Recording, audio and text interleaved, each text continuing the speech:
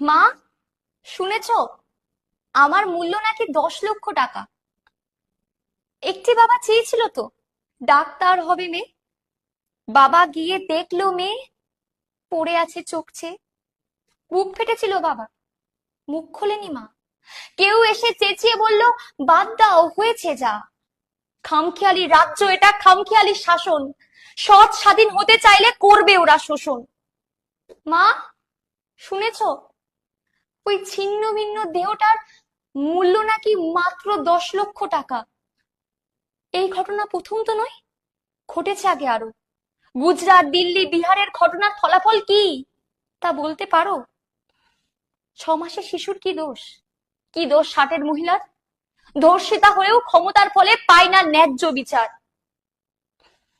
ভগবানের পরে ডাক্তার জানি বাঁচাতে পারে প্রাণ। সেই ডাক্তার বিচার চায়, চায়